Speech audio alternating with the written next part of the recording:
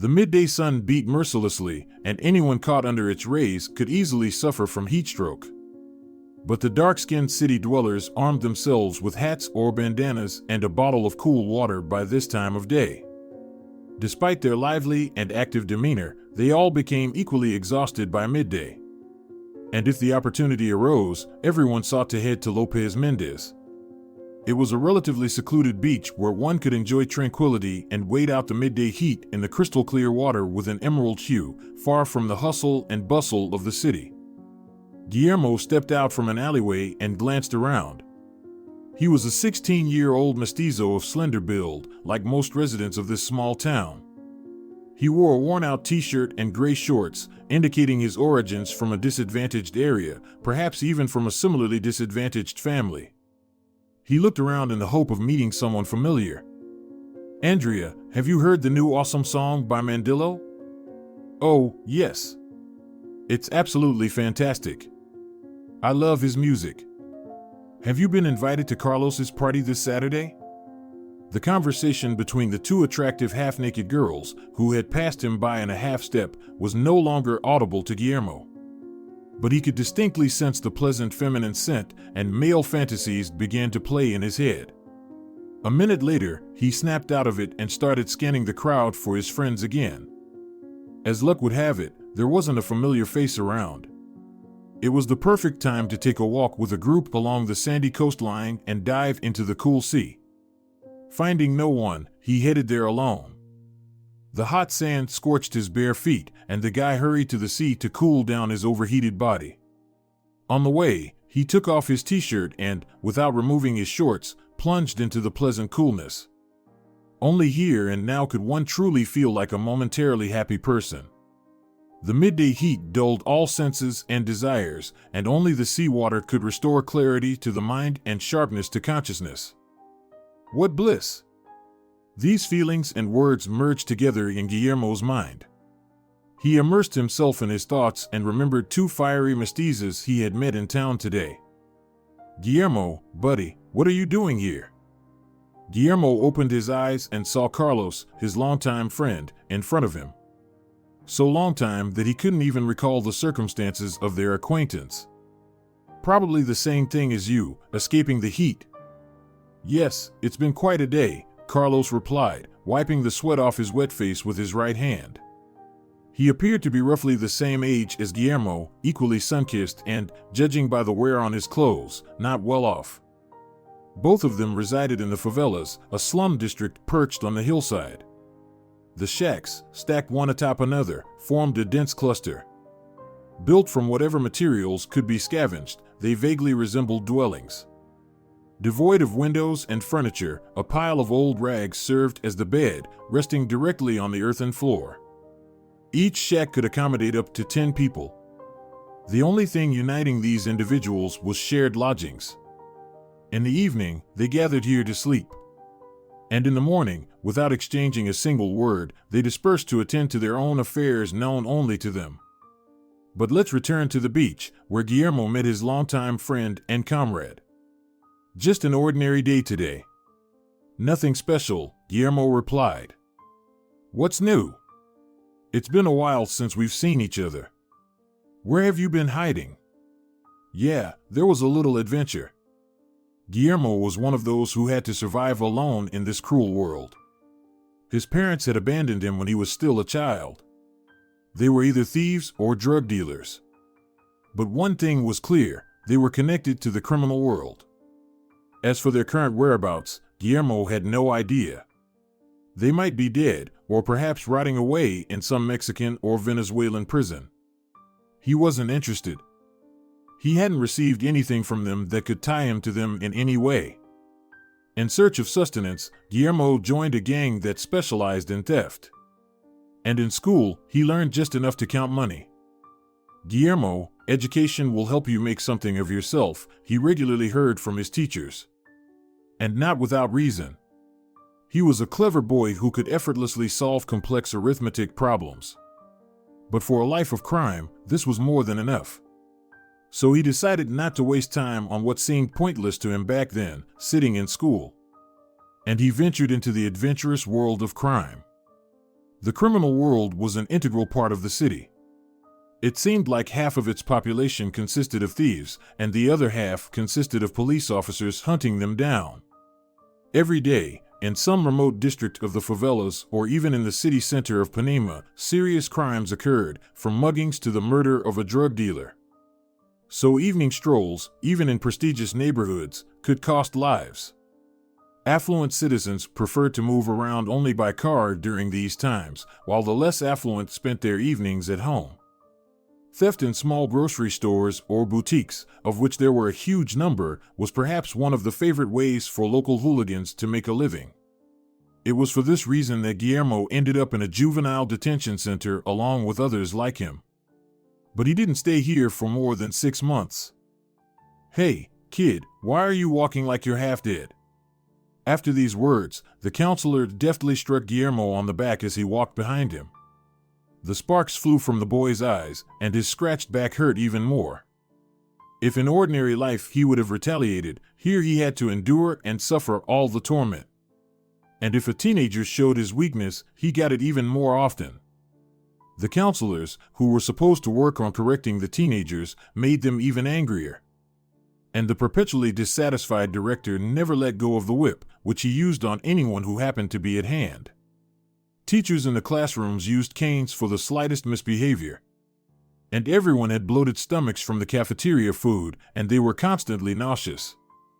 Somehow this information leaked to the newspaper, and an article titled "Yes, It's True" was published. After which, a local padre, under the guise of a pilgrim, visited this detention center and saw for himself that it absolutely did not fulfill its assigned tasks. Here is the translation into English. This became a reason to disband it. It was here that Guillermo spent his last 6 months, as he detailed to his comrade Carlos. "Yeah, I don't envy you. But now, freedom. Live, enjoy. Love the girls. By the way, look at those 2 beauties." Carlos pointed to 2 girls lying on towels under the scorching sun about 20 meters away. The beach was deserted at this time, so the young people could carefully examine them. They were wearing revealing swimsuits. It was evident that their fair skin was completely unaccustomed to the southern sun. One girl in a similarly light swimsuit, like herself, lay on her back, while the other carefully applied sunscreen along her shoulders. Then she began to descend down her back to her buttocks. 2 young men, one of whom had been desperately craving female affection for the past 6 months, watched all this attentively. Europeans. Yeah, most likely. Tourists? I don't think so. I think they come here often. Tourists prefer crowded beaches like Copacabana or Musada. They probably don't know about these remote ones. Yeah, I guess you're right. Locals. Probably some rich girls. Which one do you like more? Carlos glanced questioningly at Guillermo. Are you kidding? They wouldn't even let us within 10 meters of them. Wanna bet that within 5 minutes of meeting them, I'll know their names? You're a fool, Carlos. Why do you even want to bother with rich kids? Wanna bet? His companion persisted. Damn it. What are we betting on? 2 bottles of cold beer, and I don't care where you get them, but they have to be in my hands in 5 minutes. Deal. And the guys slapped each other's palms, as they usually do when making a bet. Guillermo was indeed very taken with the Snow White beauty, and he was already imagining their introduction in his head. At that moment, Carlos pulled him by the hand straight to the subject of their bet. The girls, seeing that unfamiliar guys were approaching them, were not at all embarrassed. On the contrary, they seemed almost expectant of being noticed. Victoria and Isabella, those were the girls' names. They appeared to be around 18. From their well-groomed appearance, one could guess that the senoritas were not from simple families. Victoria was the very Snow White beauty. Her light curls were neatly gathered and hidden under a small red hat, which was supposed to protect its owner from the sun. And her fair skin seemed almost translucent in the sunlight. Her green eyes showed genuine interest in the approaching young men. Isabella, apparently, had mixed heritage.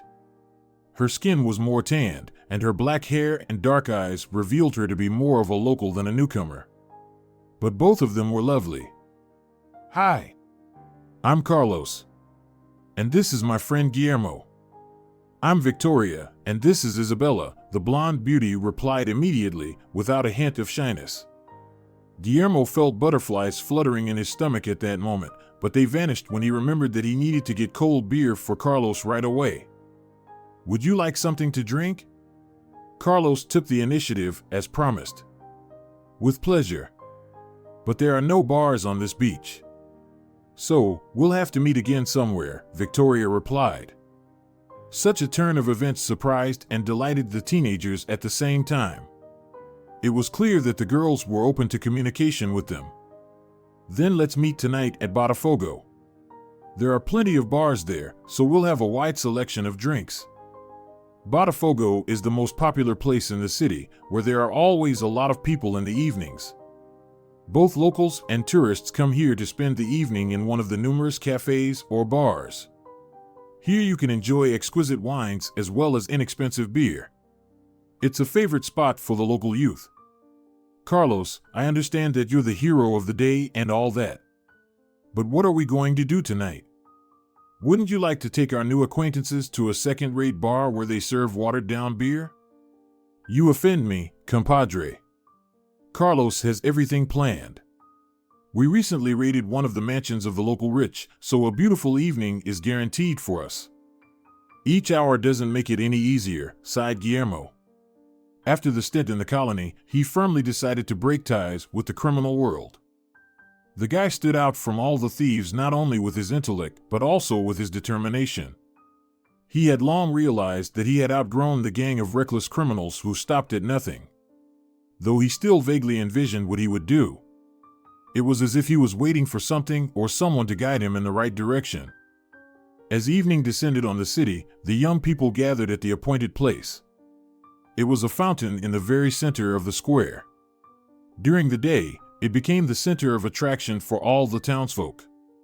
Older people sat on its edge to rest, children loved to frolic under its splashes, and numerous tourists took photos to capture this place not only in their memories. In the evening, the fountain became the favorite spot for young people. The bright illumination that lit up at this time of day gave it a romantic yet mysterious look. It added emotions and even more overflowed young hearts with feelings bursting at the seams. Guillermo and Carlos, as true men, arrived slightly earlier than the appointed time. "Do you think they'll come?" Guillermo asked. "Of course, they will. Haven't you forgotten how Victoria looked at you?" "She's clearly into you," Carlos replied. "Well, you're one to talk," Guillermo blushed. Sure, he had experience interacting with girls and even women. But they were from his own circle. Victoria was from a completely different circle, and he didn't know how to behave or what to say in her presence. Engrossed in their conversation, they didn't notice their morning acquaintances approaching them from behind. "You're already here? And we thought we'd beat you to it," Victoria said, examining the guys with interest. Like on the beach, they were wearing shorts and t-shirts. Their appearance slightly surprised her, but she didn't show it. The girls were wearing beautiful cocktail dresses and fashionable high-heeled shoes. Their hair was neatly done. "Where would you like to spend tonight, handsome?" Carlos asked. "I prefer Café Torres," replied Isabella. "We often come here with my parents. It's very cozy, with delicious food and pleasant service." Everyone nodded approvingly at her suggestion and headed in the chosen direction. "They make excellent churrasco here. And as for their drinks, I prefer a Jabatacuba cocktail. Well, or at least a caipirinha. After all, I'm already of legal age." Victoria, who had also been here before, supported her friend's suggestion. But on this evening, no one remembered the tasty dishes. The girls were animatedly sharing stories from their lives. They had been childhood friends, and they shared numerous childhood adventures. To Carlos and Guillermo, these stories seemed so innocent and pure that they dared not interrupt. "Isabella, do you remember when the boys tried to kiss you at school? They would ambush you somewhere around the corner to sneak a kiss when you walked by." Isabella blushed, but her embarrassment quickly turned into girlish laughter. Yes, the girls were pure and innocent at their 18 years. Their upbringing and noble bloodline showed. Carlos and Guillermo had nothing to boast about. They couldn't speak of their criminal life and thievery, although they probably had more life experience. Why are you so quiet? Don't you have any interesting stories? Guillermo tried to deflect. From the outside, it did seem a bit strange. Usually, young men, when entertaining girls, try to captivate their attention all evening. But not this time. Guillermo and Carlos seemed to be in a completely different world. Everything here was different: the manners, the appearance, the conversation topics. And to avoid ruining the evening, they preferred to stay silent, smiling in response to the girls' jokes. The girls, on the other hand, were completely uninhibited. No one scolded them if they suddenly burst into loud laughter. No one controlled every word they said. They seemed to have broken free, something they had never experienced before. And it made their heads spin with the rush of emotions and feelings. It was evident that they had absolutely no experience in dealing with men. "Shall we meet tomorrow?" Victoria looked questioningly at Guillermo as they said goodbye at the gates of her house.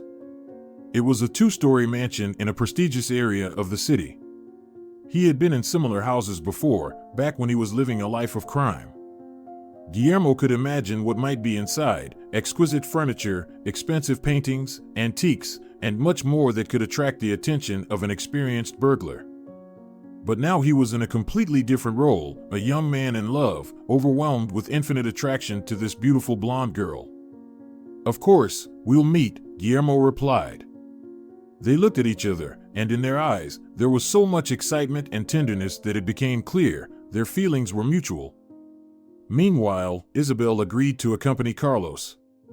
But not because he was attracted to the dark-haired beauty. Girls were of absolutely secondary importance to him.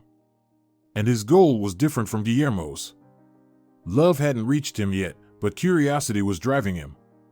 He couldn't wait to find out which house and which neighborhood Isabel's family lived in. It turned out they lived right in the city center of Panema, in a 2-story mansion made of white stone. In front of the house, there was a luxurious garden with bananas, oranges, and coconut palms, a standard set for this area. The young people settled on one of the nearby benches. "Isabel, will you treat me to a coconut? Isn't it too late for you?" Isabel tried to brush off her companion, but in reality, she didn't want to part with him. It was quiet in the garden, so no one could disturb their conversation. All the household members had long been asleep. "No, I don't want to leave you," Carlos fibbed. In reality, he wanted to get a better look at the house and find out about her family's wealth. Unsuspecting Isabel began to describe her home in minute detail. Carlos found out that there was a lot of antiques in it, as her father was a passionate collector. Many relics and valuable items inherited from ancestors, such as her grandmother's diamond earrings, a sapphire necklace, and much more. All that remained for Carlos was to find out where the valuables were kept. But even that wasn't a huge challenge. Unsuspecting Isabel told him everything he was interested in. The next day, armed with the necessary information, the guy headed to the thieves' den, the place where Paulinho, the leader of their gang, lived. "Paulinho, I know where we can make some good loot," Carlos joyfully informed him. Paulinho and Carlos had long been rivals in the struggle for the right to be called the leader. Paulinho was slightly older and naturally more experienced than the 16-year-old Carlos. So the palm of primacy went to him. Carlos didn't object, understanding that Paulinho was older and, therefore, more experienced. The whole gang consisted of hardened thugs who didn't hesitate to do anything in their thieving business. They could rob an elderly woman, taking her last coins. "I found out about a juicy spot right in the city center. True, it's surrounded by a 3-meter fence, and entry is only by fingerprint," Carlos said indifferently. "What can we get there?" Paulinho asked. He was a tall, dark-haired young man, about 20 to 25 years old. But in his short life, he had managed to gain authority in his circles. He was respected and, at the same time, feared. with antiques. The leader's eyes suddenly gleamed, and interest appeared on his face. Well, go on. The owner collects antique items, and the house is full of family treasures. I hope you found out when the owners leave the house and if they have any servants? Paulino already had a plan for the upcoming crime. You offend me, compadre.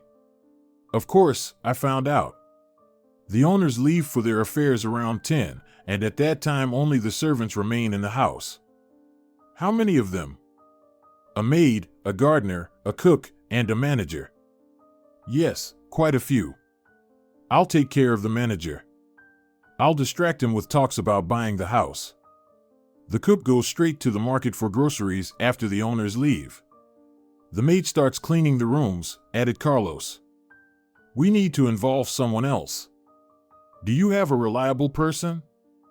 I think I'll find someone. At that moment, Carlos remembered Guillermo. Guillermo arrived at the familiar beach much earlier than they agreed to meet Victoria. He couldn't wait to see her again, and without waiting for the appointed time, he was already there. He sat on the sand, lost in thought. He glanced at the vast sea, waves bringing back memories of their first meeting. His heart beat so hard that it seemed it could break from the emotions that overwhelmed him every time he saw Victoria. He fell in love with her at first sight. Her smile lit up his world. But despite the feelings, there was something that always stood between them like an insurmountable barrier: social inequality. Victoria's world was filled with luxury and privileges he could only dream of. This inequality created a gap between them that he couldn't overcome, despite his strong feelings for her. He rose from the sand and began to walk slowly along the shore, thinking about how easy it would be to stay with her, forget all the restrictions, and just be together. But reality always returned, heavy and inexorable. There you are. And here I am looking for you. Carlos appeared out of nowhere. What happened? There's business, Guillermo. If you're talking about knocking someone off, I already told you I'm out. Guillermo, this will truly be your last time, because it will set you up for the rest of your days. Despite his promise to himself not to return to his former life, Guillermo was intrigued by the offer. If it meant he would have the means to be with Victoria thereafter, he couldn't pass it up. Yes, let this be my last time, thought Guillermo, nodding affirmatively to Carlos. However, Carlos hadn't informed him whose house they were planning to rob with their gang of thieves. But Guillermo wasn't concerned about that at the moment. It was approaching 10 o'clock when a group of young people approached Isabella's house. Carlos and Guillermo stayed in the shadows, waiting around the corner. Paulino, accompanied by another accomplice named Jose, approached the tall gates and knocked on the door. What do you want, sir? The owners aren't home, responded the manager, who appeared from behind the gate. He was a tall man in a pristine white shirt. I'm here about the sale of the house.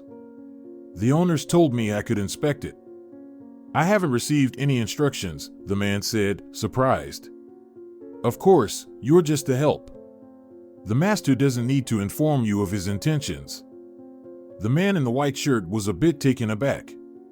Yes, he was used to such treatment, so he couldn't argue with the stranger. The house was indeed for sale, and Paulino looked like a wealthy gentleman. He was dressed in a black suit and expensive shoes. The manager opened the gates and allowed the stranger to enter the garden. Jose followed Paulino inside. He's the appraiser, Paulino said, gesturing towards the manager. The partners stopped in the middle of the garden and looked around.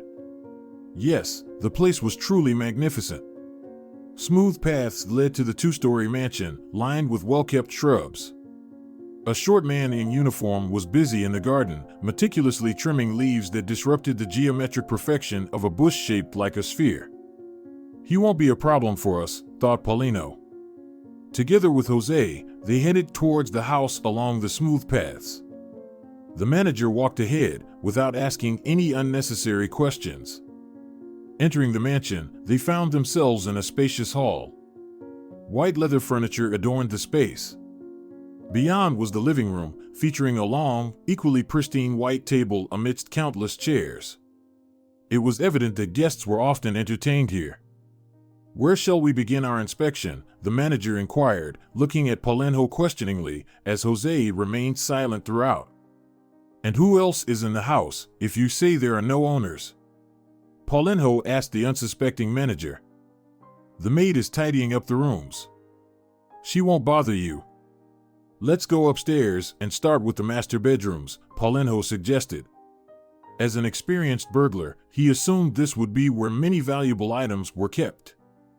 Meanwhile, Jose typed a message on the old push-button phone to alert Carlos and Guillermo about the upcoming burglary. They had ropes and all the necessary gear to scale the fence. Jose specified the gardener's current whereabouts in the message. Carlos and Guillermo stealthily made their way toward the house along the bushes to remain unnoticed. They concealed themselves in the garage, whose gates were open. Carlos had previously learned that it provided a passage into the house. Here, they would wait for the signal. Upon receiving the signal, Paulinho was to send another message to his partners, indicating it was time to begin. Paulinho and Jose exited the owner's room along with the manager, followed by the maid. She was about to clean Isabella and Mateus's rooms. At that very moment, Paulinho signaled to Jose, who discreetly sent a message, "The owner's room is clear. Proceed." Following this, the accomplices covertly entered the house through the garage. Meanwhile, Paulinho, Jose, the manager, and the maid were inspecting Isabella's room. Unnoticed, Guillermo and Carlos ascended to the second floor and entered the owner's room. Yes, there was plenty to loot. Paintings by unknown artists adorned the walls. These must be expensive, Guillermo remarked to Carlos, noticing him also inspecting the paintings. Don't even think about it. How are we going to carry them out? Start opening drawers and look for valuables, Carlos ordered. Guillermo donned white cotton gloves and began opening the drawers of the vanity table. There was everything: necklaces, numerous rings, and earrings. Guillermo knew nothing about precious stones, so he grabbed whatever he could lay his hands on. Hurry up. What are you messing around with over there? Help me out. At that moment, Carlos was sorting through antique figurines that were sitting on the host's dresser. He had a knack for these things, so he began carefully packing them into a travel bag. Find anything? He asked Guillermo. Yeah, trinkets. Got it all? Looks like it. Then help me out. And Guillermo began to delicately wrap each figurine in soft fabric, as instructed, and pack them into the bag. It only took a few minutes. They discreetly left the host's room with text message cues from Jose.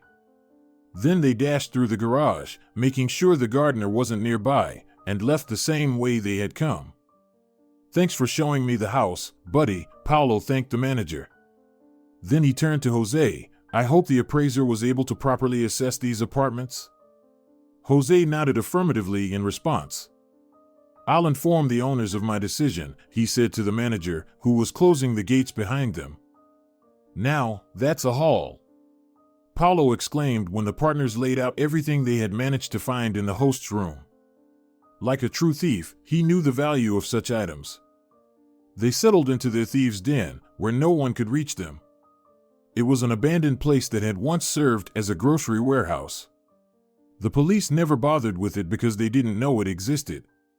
And thieves could comfortably conduct their dark deeds there, knowing no one would find them. There were countless such places in the city. How are we splitting this? Carlos asked. Equally, Paulo replied. Meaning? I'll bring in my appraiser, and then we'll divide everything evenly.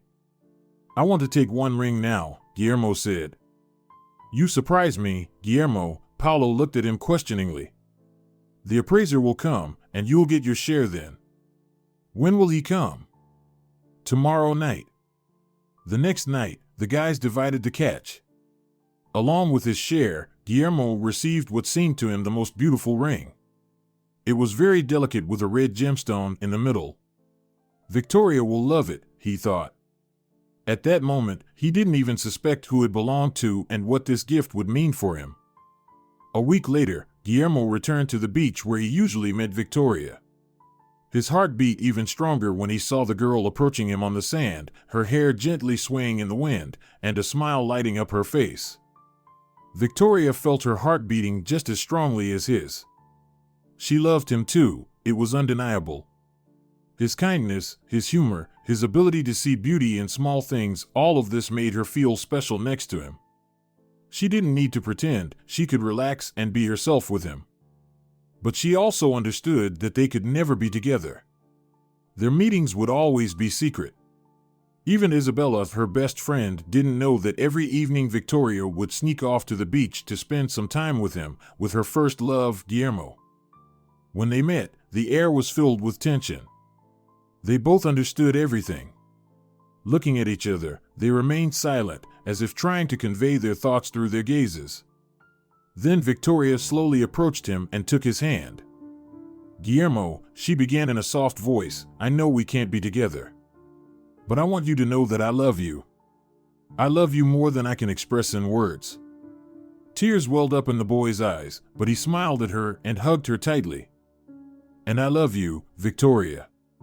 Let me just love you, be with you, and love." They stood there, embracing, feeling time stand still around them. Despite the pain, they knew that their feelings would live on forever, even if they couldn't be together. "My beloved, I have a surprise for you." Guillermo's eyes sparkled as he uttered these words. "Are you going to give me a gift?" asked his girlfriend interestedly. At that moment, the unsuspecting Victoria complied and closed her eyes. She was filled with feelings of pleasure and joy for the upcoming moment. She was often given gifts, but this one was supposed to be special. It was from her beloved. And because of that, the feeling of joy overwhelmed her even more. "Open it." Nestled in Guillermo's palm was a beautiful, elegant ring with a red gemstone. "How lovely!" Victoria couldn't contain her emotions and rushed into Guillermo's embrace. "Try it on." The young man took her hand and attempted to slide it onto the ring finger of her right hand. It fit perfectly. Victoria gazed at him admiringly, but then her expression fell. "I'll accept it, but I can't wear it. My father will have questions." "Do as you see fit. The important thing is that you accept it. As a token of my love." Victoria couldn't wear the ring, but every night before bed, she would twirl it in her hands, examining the gift and thinking of Guillermo. "Looks expensive," the girl thought. "Where did he get the money for such a ring?" "What are you looking at there?" asked Isabella, who was staying overnight with Victoria today. "Oh, nothing much." Victoria hurried to hide the ring in the bedside table, but she didn't make it in time. "Show me." With her usual laughter, Isabella snatched the ring from her friend's hands. "Oh my!" Isabella was speechless. Her round eyes alternated between her friend and the ring. "What's wrong with you?" Victoria asked, confused. "This can't be. Where did you get this?" "Found it on the beach a couple of weeks ago," lied the blonde beauty. "Remember I told you we were robbed about a month ago? This is my mom's stolen ring," exclaimed Isabella. "That can't be," Victoria replied calmly. "We need to check. Do you have a magnifying glass?" Without further ado, Victoria went to her father's study, where she took the magnifying glass and handed it to her friend with a questioning look. "There should be the letter engraved on the inside of the ring. It belonged to my grandmother Adrian, and it was passed down to us along with other family heirlooms. Since the ring is thin, the letter is only visible under magnification." After these words, Isabella took the magnifying glass in her hands. "Look! Just as I said. The letter on the reverse side." "Adrian," triumphed Isabella. "I can't believe you found it. Which beach? How? Why didn't you tell me right away?" As Victoria was bombarded with these questions, a lump formed in her throat. Her thoughts swirled like a storm in her mind, shattering all the previously established confidence. She could barely hold back tears. Could Guillermo really be the thief who robbed her friend's house? Perhaps she herself was just a target? Victoria silently handed the ring to Isabella and said she felt very sleepy. A week passed, and Victoria never showed up at the beach where she used to meet Guillermo every evening. In the initial days, he was filled with worry, thinking something terrible had happened to his beloved. He fretted, battling waves of anxiety, and each time returned to the beach hoping to see her familiar figure. But gradually, the puzzle in his mind came together. He began to understand that her absence was not accidental. The world she lived in did not allow her to be with him, a regular guy who didn't even have a home. He realized that the social inequality that had always been between them was the barrier she couldn't overcome. Guillermo felt his heart breaking into pieces. He tried to console himself with the thought that it was better for her, that she deserved better than he could offer. But the painful emptiness inside him didn't subside, reminding him of her absence. He continued to return to the beach every evening, despite the pain and disappointment. The place where they used to meet was like a sanctuary to him, where he could feel her presence, even if she was far away. And in this silence and solitude, sitting on the sand, Guillermo realized that his feelings for her would never fade. He loved her more than he could imagine, and even if they couldn't be together, his heart would always be with her. Victoria stood by the window of her luxurious room, her gaze lost. Her mind screamed at her that Guillermo was a thief and a liar, that he would never be worthy of her love and trust. But her heart didn't listen to reason. It always returned to those moments they spent together. Every day, Victoria remembered their meetings on the shore. The sounds of the sea, the cool breeze that caressed her skin, and most importantly, his warm touch. She remembered their first kiss, full of passion and tenderness, which made her heart beat faster. She understood that she shouldn't have trusted him, that he could have used her to achieve his goals.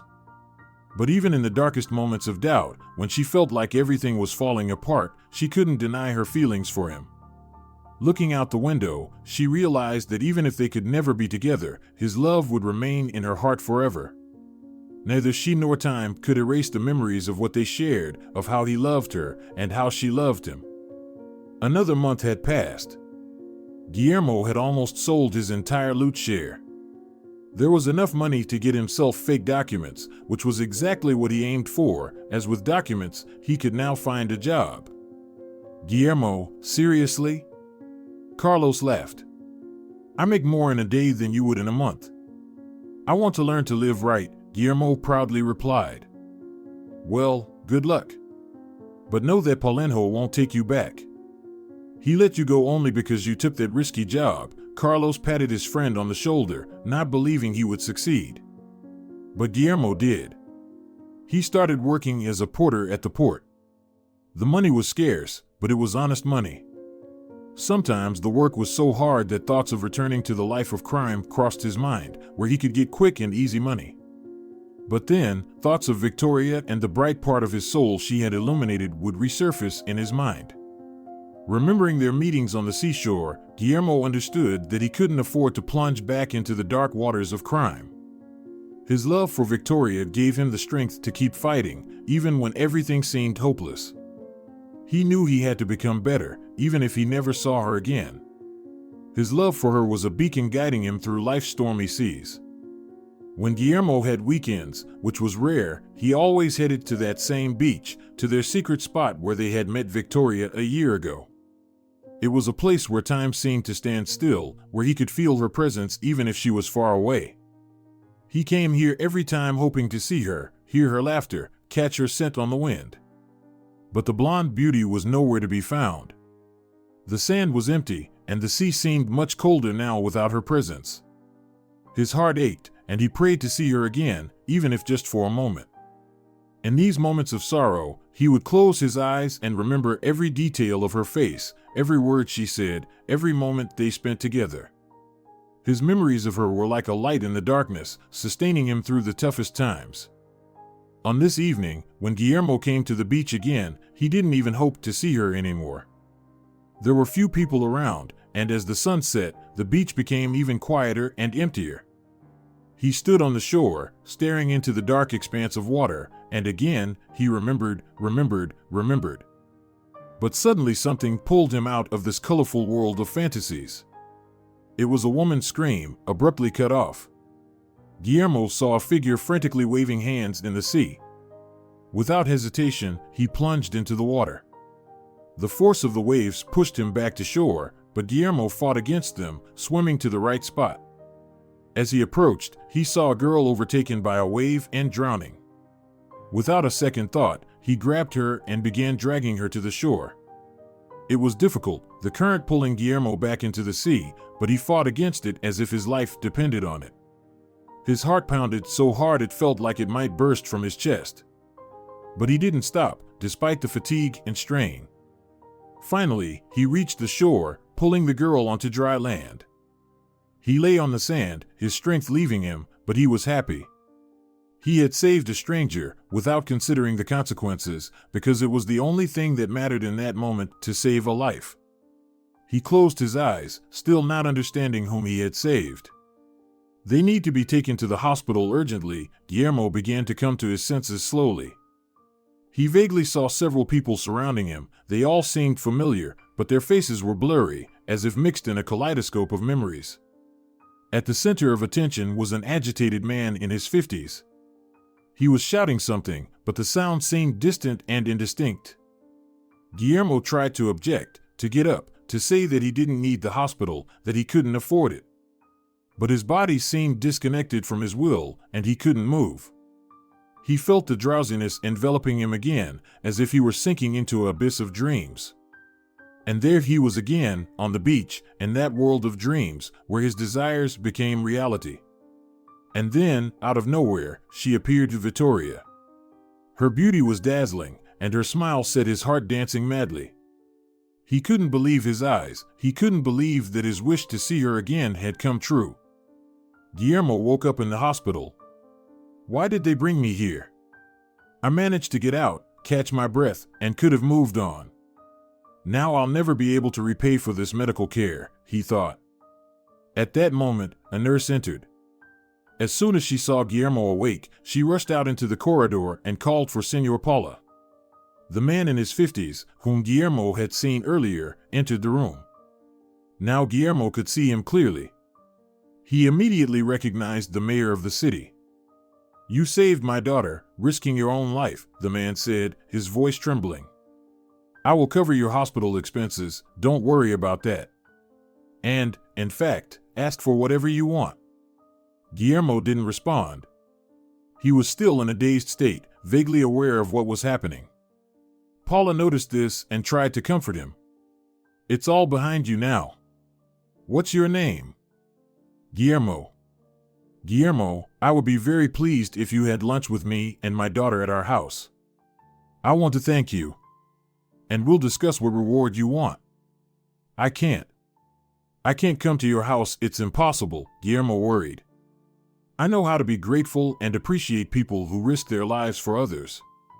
You should stay under the observation of doctors for another day, and tomorrow my driver will pick you up.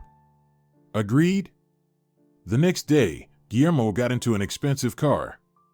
All night and all morning he had been thinking about the upcoming lunch. He didn't know what to ask the mayor for. Money? A job? The only thing he dreamed of was to see her. But the mayor was no magician. When Guillermo stepped out of the car and glanced at the mansion, he couldn't believe his eyes. The very first time he met Victoria, he escorted her to this mansion. It can't be, he thought, is she the mayor's daughter? Did I save Victoria? Or did they sell this house and now it belongs to the mayor? A million thoughts spun in the head of the 17-year-old boy. Come in, Guillermo, Senor Paulo greeted him joyfully and led him to the table. Thank you. Don't be shy. The savior of my daughter is the most honored guest in this house. Take a seat. My daughter will join us shortly. She also wants to thank you. What's her name? The boy asked, but before he could hear the answer, the dining room door swung open, and he saw her, the fair-haired beauty he had seen every day in his dreams. His heart raced as he saw Victoria. She stood there as if she had come from his most cherished dreams. Her hair sparkled in the light, and her eyes radiated a glow that seemed to illuminate the whole world around her. Guillermo, this is my daughter, Victoria, Senor Paulo introduced her. Guillermo could barely contain his excitement as Victoria approached him. He felt his heart beating so hard it seemed ready to leap out of his chest. In that moment, all his doubts, all his fears dissolved into the air. His dreams had become reality, and Victoria stood before him, a symbol of his hopes and love. Victoria's eyes filled with tears. She clearly hadn't expected to see him here. Her first love. The person she had thought about every day, every second. Victoria, I've been waiting for you. Pleasure to meet you, Guillermo. My father told me you saved me risking your life, the girl said through tears, pretending to see the young man for the first time. Guillermo decided that either she had forgotten him, or she simply didn't want to delve into details in front of her father. Guillermo, tell us about your life. What do you do? The mayor asked, and the boy began his story. He told them that he used to steal before, but now he earns money working at the port. He told them about his parents and his tough life. Without hiding anything, he recounted how he agreed to steal the expensive mansion to get money for fake documents. He told them everything, except for the identity of the girl he loved and the house he stole. The mayor was shocked by the boy's difficult fate. He felt the pain Guillermo spoke of. Have you ever wanted to return to the thieves' gang? I did, the guy admitted, but every time I remembered her. That girl. Somehow, thoughts of her gave me strength. Ah, that first love. The mayor smiled. And what education do you have? 4 years in school. Not bad already. I think I know how I can repay you for saving my daughter. Paolo's face expressed complete satisfaction. He finally figured out how he could thank Guillermo. Sir Paolo, I don't need anything. There will be a spare spot for you at the Guadalupe College, so you can choose a specialty you like. I'll take care of everything. At that moment, Guillermo felt a sense of euphoria. Could it be that what he had dreamed of had come true? Firstly, he saw her again. And secondly, he would receive an education. Dad, can I show Guillermo our garden? As lunch was nearing its logical conclusion, Victoria took the initiative. They went out into the garden. The girl turned to Guillermo and looked into his eyes for a long time.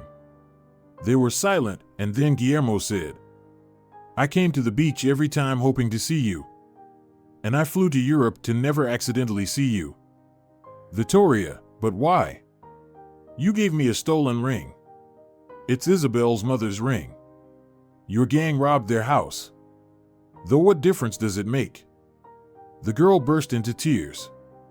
She had kept her emotions in check for a long time, but now, being alone with him, she could finally say everything. I hate you so much. You broke my heart.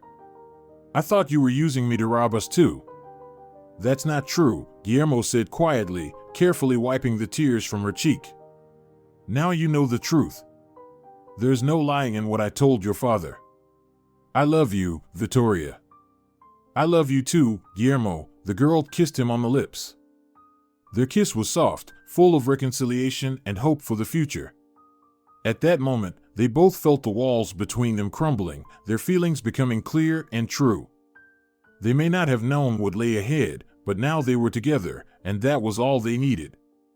In that garden, in each other's arms, they found peace and true happiness, which they had long sought.